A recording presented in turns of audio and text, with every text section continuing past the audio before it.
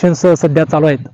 सर्वत्र देशभरामध्ये आचारसंहिता आहे आणि आचारसंहितेचे काय नियम्स आहेत, रूल्स अँड रेग्युलेशन्स आहेत, त्या पाळावे लागतात.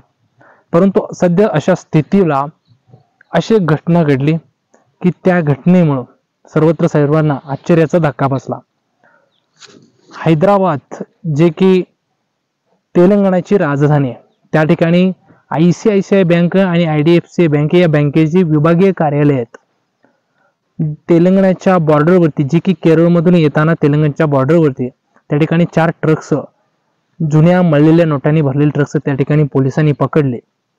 ते ट्रक्स पकडल्यानंतर ते पैसे हे निवडणुकांसाठी वाटण्यासाठी आलेले पैसे आहेत अशा पद्धतीचा संशय पोलिसांना आणि तेथील तपास यंत्रणेला होता.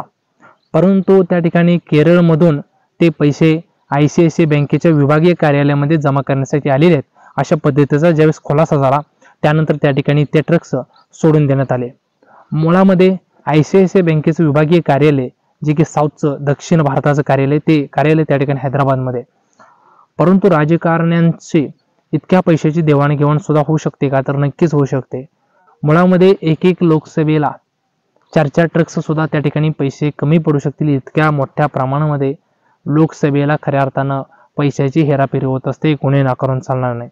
अशा वेळेस TN शेषन यांनी घालून दिलेली जी काही आचारसंहिता आहे, त्या आचारसंहिता पाळणं, त्या आचारसंहितेची जपणूक करणं सर्व नागरिकांचं, तुम्हा आम्हा सर्वांचं आणि सर्व प्रचार यंत्रणेचं किंवा निवडणूक यंत्रणेचं ते काम असतं, हे कोणी नाकारून चालणार नाही.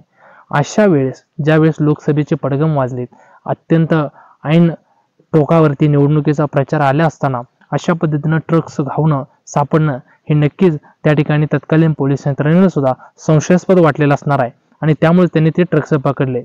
परंतु ICICI बँकेचे ज्यावेळेस ते पैशाची रक्कम भरणा करण्यासाठी आले होते, मुळामध्ये ज्यावेळेस आचारसंहिता असते त्या आचारसंहितेच्या वेळेमध्ये अशा पद्धतीचे कोणतेही व्यवहार सुद्धा करणं त्या ठिकाणी खऱ्या अर्थानं बंद केले पाहिजे.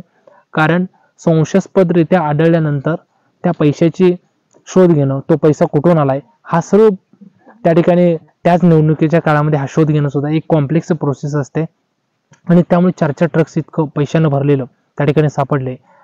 सुदैव इतकं की लगेच त्या गोष्टींचा तपास लागला आणि ते ट्रक्स सोडून देण्यात आले.